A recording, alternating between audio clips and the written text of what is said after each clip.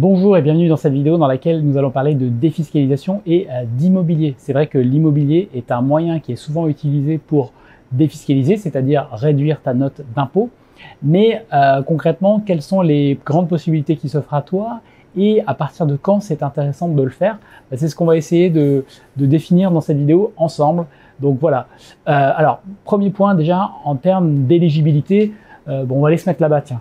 En termes d'éligibilité, ce qu'il faut que tu saches, c'est que globalement, tu sais, les sociétés qui proposent des services de défiscalisation ont tendance à cibler très largement des personnes qui ne devraient pas avoir recours à leurs services. En gros, tu sais, ils vont viser des personnes qui payent parfois 2-3 000 euros d'impôts sur le revenu par an, alors que ça devient réellement intéressant et ça fait vraiment du sens quand tu payes peut-être beaucoup plus d'impôts, au moins le double de ça, c'est-à-dire au moins 6 000 euros par an. Donc si ce n'est pas ton cas, moi je t'invite à payer tes impôts, à ne pas te prendre la tête avec de la défiscalisation et à faire des investissements locatifs qui soient rentables, parce que c'est un petit peu le corollaire malheureusement de la plupart des défiscalisations. En tout cas, si tu prends un package auprès d'un promoteur de manière traditionnelle, c'est que ça ne sera pas rentable en tant que tel. J'ai vu des personnes investir dans des dispositifs comme, tu sais, Pinel ou autres, faire des moins-values sur leur prix de revente au bout de 5, 6 ans, 10 ans, de 30, des fois 40%. Donc c'est-à-dire que le bien était vraiment surévalué, et c'est pas juste parce qu'il était neuf, il était vraiment surévalué. Donc ça c'est le premier problème, et tu dois vraiment faire attention à ça. Donc faire un investissement défiscalisant, pourquoi pas, mais il faut vraiment que tu puisses l'acheter au prix du marché, même si c'est du neuf et que c'est plus cher et que c'est moins rentable, mais que tu l'achètes au prix du marché, que si jamais tu le revendes, tu ne perds pas d'argent. Donc ça c'est la première vigilance que tu dois avoir. Donc ensuite, je te disais, voilà, faut que tu sois à un niveau d'imposition sur le revenu qui le justifie. Sinon, vraiment, paye tes impôts, ne te prends pas la tête avec ça et fais des investissements rentables. Ensuite, il y a en gros 4 grandes possibilités qui existent pour investir dans l'immobilier et que cela réduise ton impôt sur le revenu. La première, je l'ai évoqué, c'est le Pinel. C'est la forme actuelle de ce dispositif. Attention, sache simplement que il ne sera plus possible de faire du Pinel pour des maisons à partir de l'année prochaine. Donc profites-en cette année si tu veux le faire. L'année prochaine, ça ne sera réservé qu'aux appartements.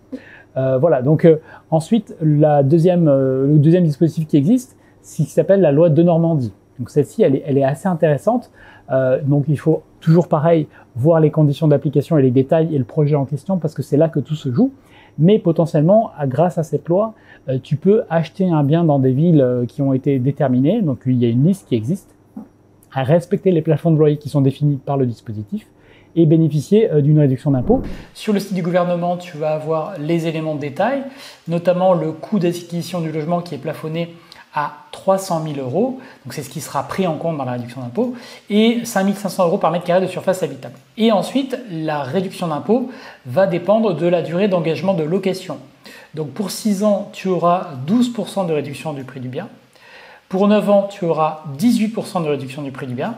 Et pour 12 ans, eh bien, tu auras 21% de réduction du prix du bien grâce à ce dispositif. Donc c'est assez intéressant si tu es concerné et si voilà, mais tu vois, ça fait beaucoup de conditions et donc c'est pour ça que souvent c'est compliqué de trouver des projets qui s'y prêtent.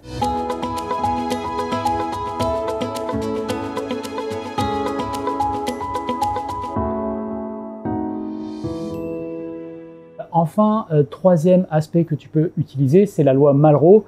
Donc là, tu peux réaliser plusieurs dizaines de milliers d'euros d'économies grâce à cette loi. Mais là, encore une fois, tu vois, ce genre de projets sont assez confidentiels et il faut que tu sois très prudent dans la sélection du projet que tu fais. Mais pourquoi pas, c'est une piste que tu peux creuser. En effet, le dispositif Malraux concerne la restauration intégrale d'immeubles qui ont un caractère historique ou esthétique, ce qui implique l'intervention d'un architecte des bâtiments de France, qu'on appelle un ABF. Pour y être éligible, il faut notamment que l'immeuble qui est rénové et restauré soit mis en location nue pour une durée minimum de 9 ans. Donc c'est un engagement. Ensuite, en ce qui concerne la réduction d'impôt, elle est calculée sur le montant des travaux. Donc selon la catégorie de l'immeuble, notamment la zone dans laquelle il est situé, tu peux avoir entre 22% à 30% d'abattement. Le montant des travaux est plafonné désormais à 400 000 € pour une période de 4 ans. Donc il faut faire attention ici, tu as 4 ans maximum pour utiliser l'intégralité du budget et l'avantage fiscal. Comme je te le disais en début de vidéo, c'est un dispositif qui n'est intéressant que si tu as une fiscalité importante. Et enfin, dernier aspect, là plus lié à l'actualité, c'est le régime du LMP, loueur meublé professionnel, dont j'ai fait plusieurs vidéos sur le sujet récemment. Tu sais, c'est ce régime qui te permet de te créer officiellement, c'est un régime professionnel, mais l'avantage c'est que si tu as un déficit en utilisant ce régime, eh bien ça va venir en déduction de tes autres revenus, et donc potentiellement tu pourras ainsi minorer ton impôt sur le revenu. Donc ça peut être là, tu peux avoir des opportunités très intéressantes avec ce régime qui ne va pas t'imposer de conditions particulières dans la réalisation de tes projets immobiliers, et qui ne sera d'ailleurs probablement pas géré, proposé sous forme de package par des promoteurs ou par des cabinets en gestion de patrimoine comme peut l'être le Pinel, ce qui est clairement un de ses défauts. Voilà, donc voilà 4 grandes pistes assez rapides. Si tu es concerné, je t'invite à les explorer, et en tout cas, fais un projet qui soit rentable à la base et que tu puisses revendre sans y laisser des plumes, c'est vraiment le plus important. Voilà, dis-moi dans les commentaires quelles expériences tu as eues dans la défiscalisation, bonnes, mauvaises, partage-les avec la communauté, ça intéressera beaucoup de monde. Donc voilà, merci d'avoir regardé cette vidéo, j'espère qu'elle t'a intéressé, et je te retrouve dans de nouvelles vidéos pour de nouvelles aventures. Salut!